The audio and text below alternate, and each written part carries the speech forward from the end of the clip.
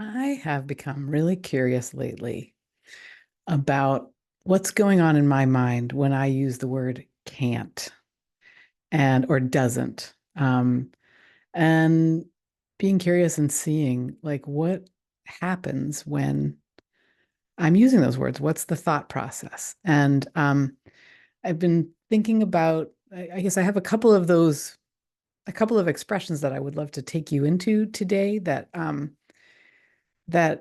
have helped me kind of make a shift in my life. And it has to do with this idea. I think it's Joseph Campbell who said, if you change the metaphor, you change your life.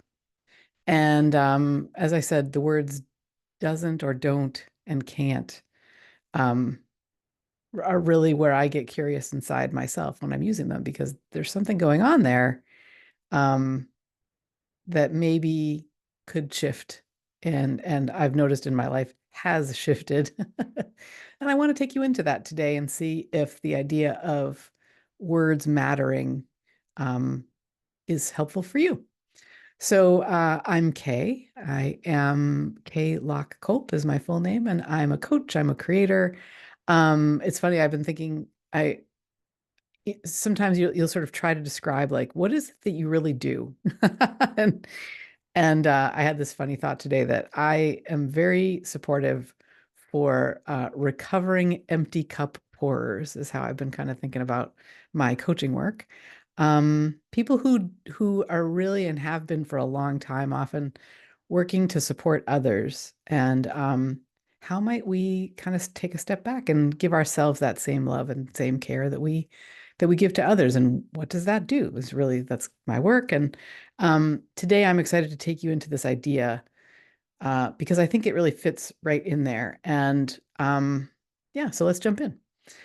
I, I think it was probably about maybe a year or two ago that I first heard Joseph Campbell's expression, if you change the metaphor, you change your life. And I remember at the time, the expression that immediately, or the metaphor, the sort of proverb, I suppose, that immediately came to mind for me was money doesn't grow on trees. And you may have heard this. People sort of say this a lot in our culture. There's this idea that money is a very limited resource, and there isn't enough to go around. And this is it may not be true for you, but what I sort of grew up with and the conditioning that I had was all around a lack of resources. Even when there were plenty of resources, it was still billed that way. So, but I didn't know that at all until just a few years ago when I started, well, maybe a little bit more than a few years ago when I started to sort of get glimmers of this, but really, if you change the metaphor, you change your life was really clarifying for me. So just taking money doesn't grow on trees for a moment. I love the idea of just changing it. Like, what happens if you change a word in that in that metaphor? Maybe you change it to money does grow on trees. Or money can grow on trees, or something like if you think about what paper money is, it's like linen. So what it's a plant-based material. So you know, um, there's one way that it in fact does grow on, if not trees, um, some sort of living material, some sort of living plant material. And I just felt I gave myself permission to kind of get playful with that idea of like, if money does grow on trees, what does that mean? Like, what does that even mean? And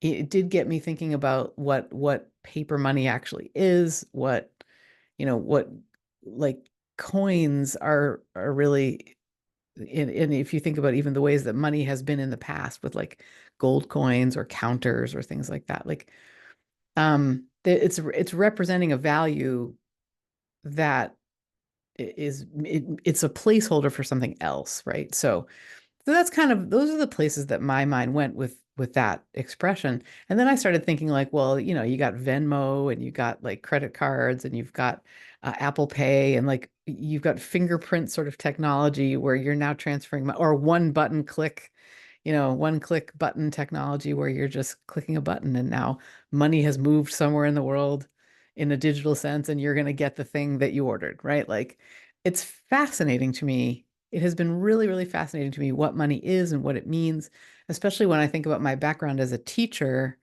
um, helping little children understand the value of money, right? Like if a child is quite little, like 3 years old, and you hold out a nickel, which is I don't know, this big, right? And then you hold out a dime, which is smaller, and you say, which of these would you like? Or which of these do you think has more money? They'll point to the nickel because it's bigger, right? Like we've got these weird valuations for things that, like, on some level don't make a lot of sense.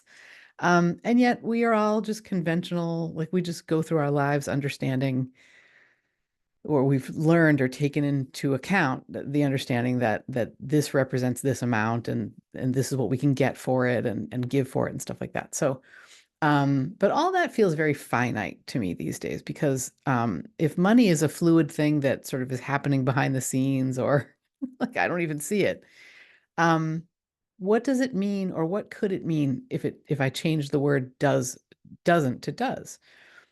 And just doing that, I remember having this feeling of like, if money grew on trees, it would be available.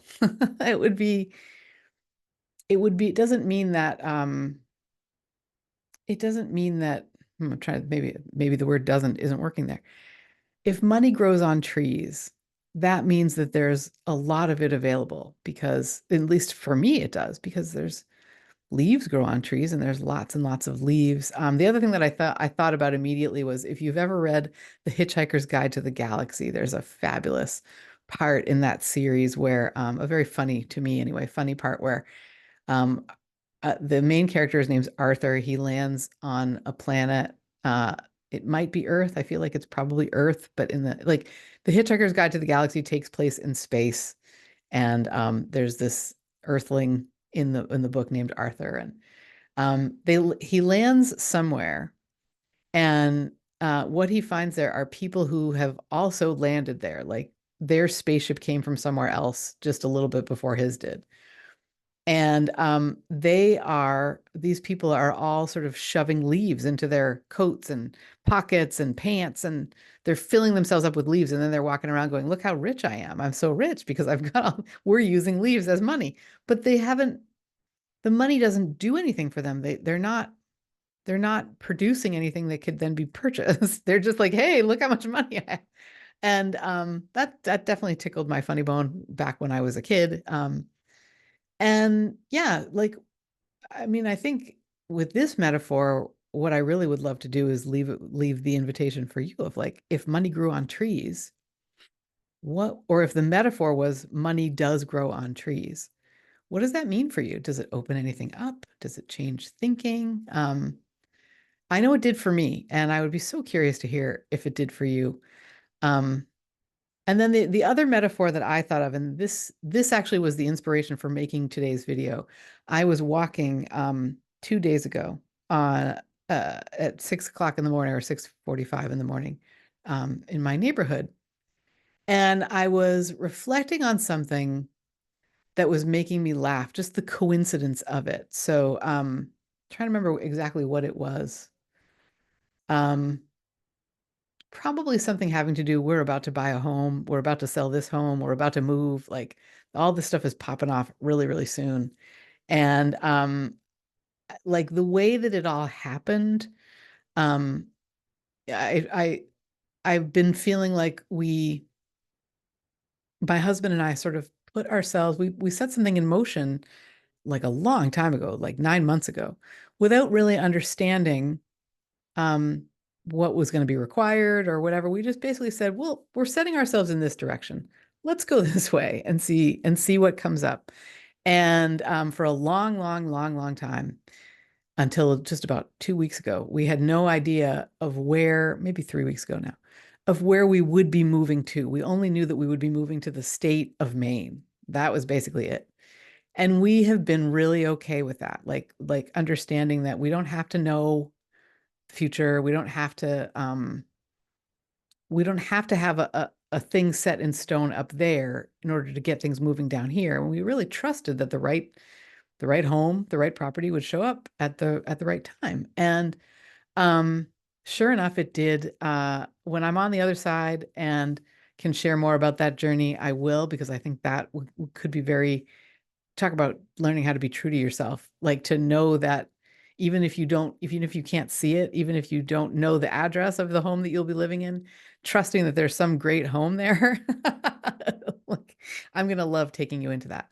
But for right now, I was on my walk the other day and I was like, you know what is really cool? You just can't make this stuff up. Like, we could never have envisioned this. And that is, again, that's the expression, you can't make this stuff up, or you can't make this shit up, which is also how I've heard it said, kills me. I think it's such a funny expression. Especially after there's a, I'm not remembering there's a literary journal, which is all nonfiction stories. Like, so people uh write to the magazine or apply, to the magazine to have their stories told, and they're often around a theme and stuff like that. I don't remember the name of that literary publication, but anyway, the editor of it has written a book, and the book is called "You Can't Make This Stuff Up." And of course, if you spent your whole life being the editor of a literary magazine that is for true stories, like, and he talks in the book, he talks about what makes a story great. Like, um, if you're a writer, how do you make a story really grip and grab people? And that's something that I've been interested in for years. I used to be a live competitive and professional paid storyteller. Um, in the competitive part was if you've ever listened or watched the Moth Radio Hour, I think that's a listen, not a watch. I started with competitive storytelling, like competitive story slams was what I started, and I won the first one I ever entered. And because what happens is you put your name into the hat. If your name gets pulled out of the hat, then you get to tell your story. So, um, I had a ball doing that, and it's really helped me for nearly a decade now to have a really good understanding of what makes a good story. So that was that's why I even knew about this literary magazine, and the expression "you can't make this stuff up." That was where it first started being funny and felt appropriate to me. Like, it's just a good, and what I mean when I say you can't make this stuff up, typically is I mean, like, there are no coincidences. You could not have predicted this. That's what I mean by you can't make this stuff up. But I was on my walk and I was like, because I think I started off today saying, like, the word can't, like, when I'm using that word, I'm feeling different inside, just like when I use the word don't as opposed to the word does, or doesn't as opposed to the word does. There's just there's a more positive tone set. If I try to say something positive, or if I see something, hear something negative, and I hear myself say something negative, to try and turn it into something positive, um, shows me what I want to focus on rather than bringing up what I don't want to have my focus on. And in this particular instance, when I decided to change can't to can, so now I found myself saying, okay, well, you can make this stuff up. And what that immediately brought up for me was, that's basically what my life's experience is.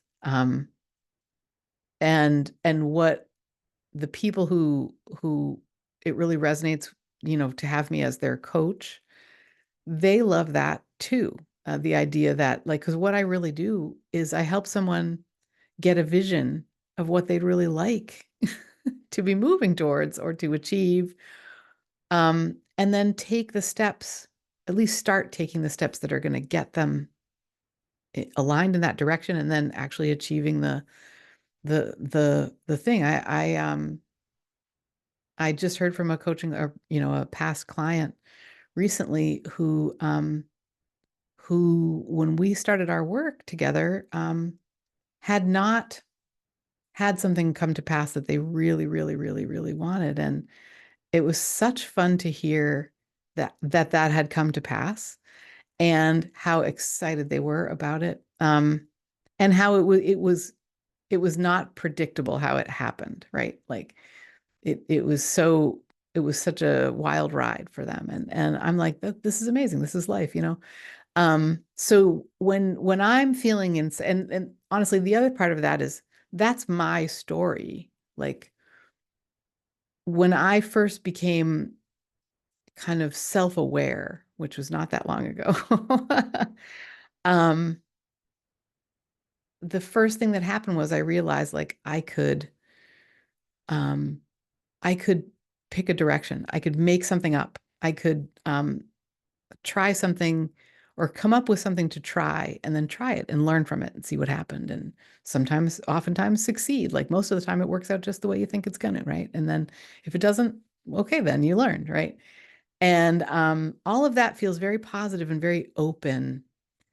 And I think what it's really come down to for me and what I really want to share here with you is the idea that words matter. Like words really matter um, in terms of how we feel and how we experience life.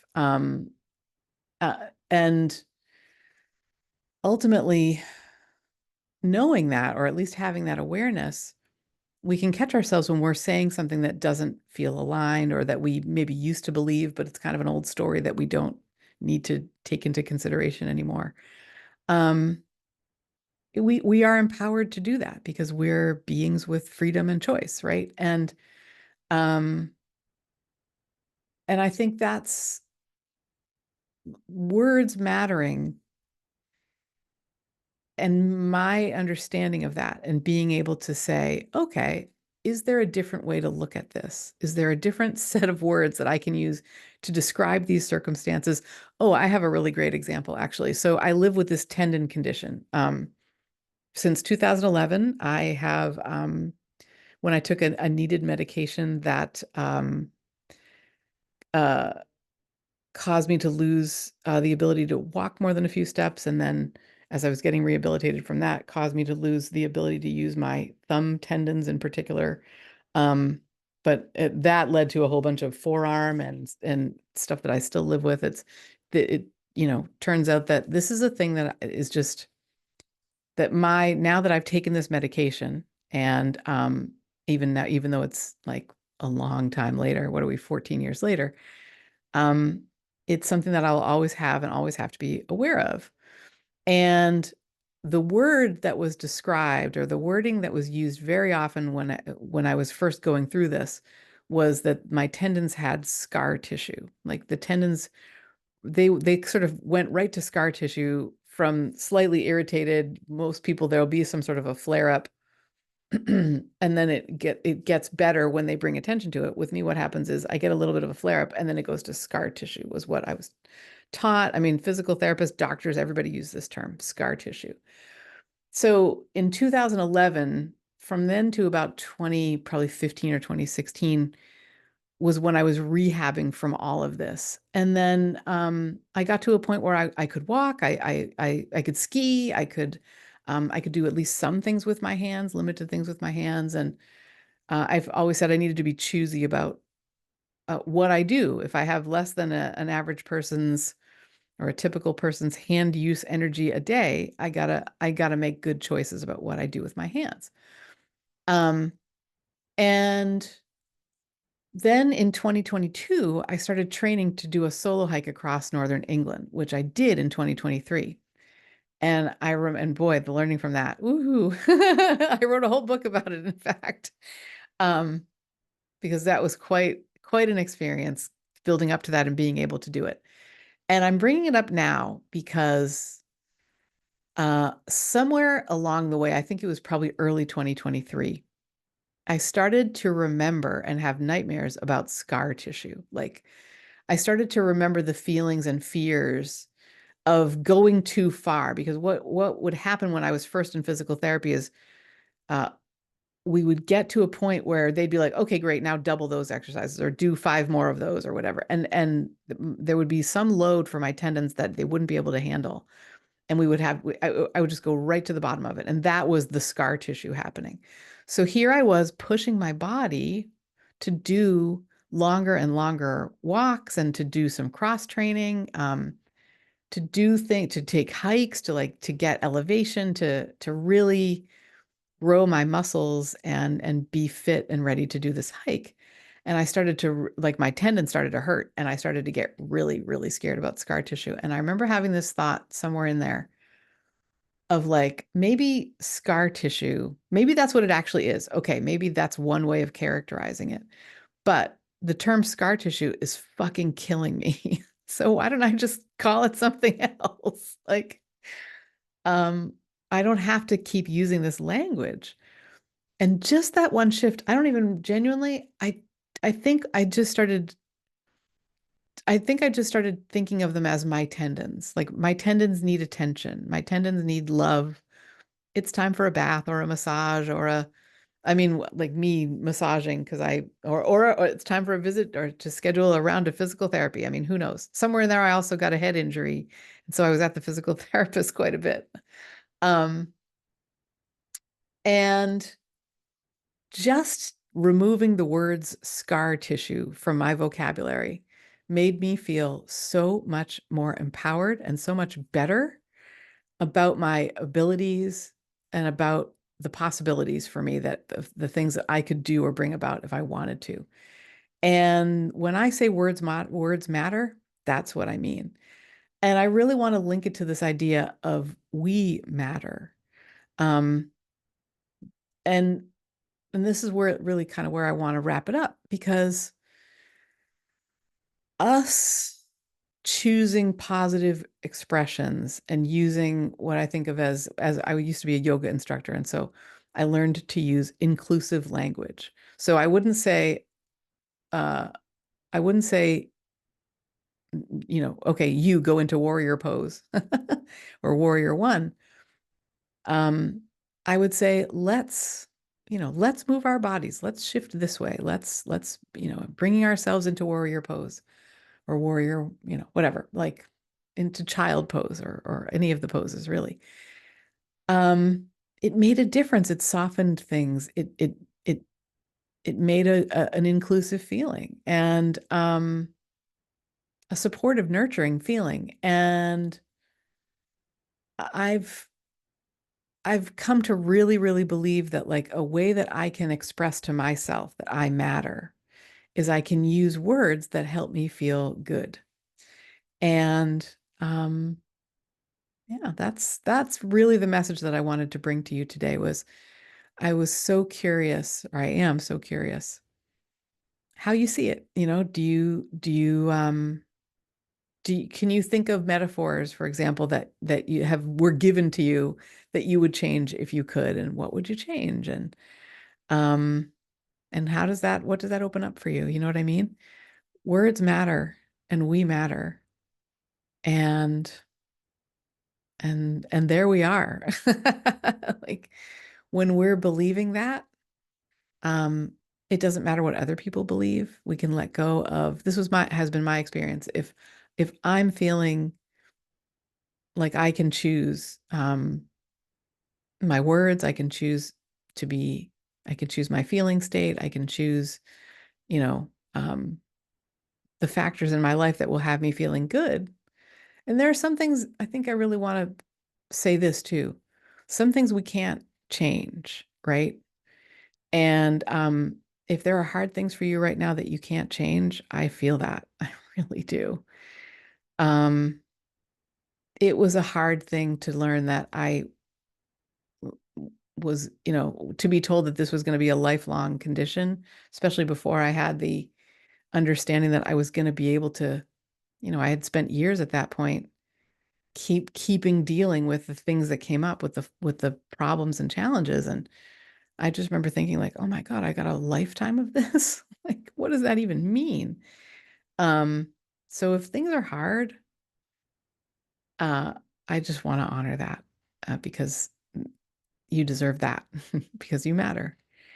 And I think if there's something that feels like it is in your control to shift a word around or to bring a different energy to, um, that's that's, I think, the invitation that I have. I know that's what's worked for me when things have felt really challenging, is to sort of be curious about another way that I could think of it or a metaphor that I could change.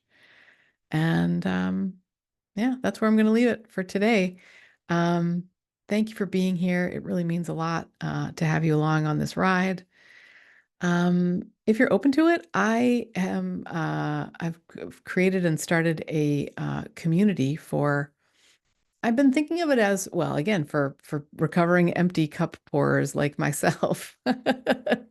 Or if you're on a journey of wishing to not pour from an empty cup anymore, it might be a fun place for you. It's for anyone who feels like, I've done a lot of caring for others and I'd like to bring some attention and care to myself and see what happens, what's different if I do that. That's called Dreamers and Doers. It is in the school platform, and the link is in the show notes just below here. Wishing you very well today. Thanks again for being here, and I look forward to being with you again soon.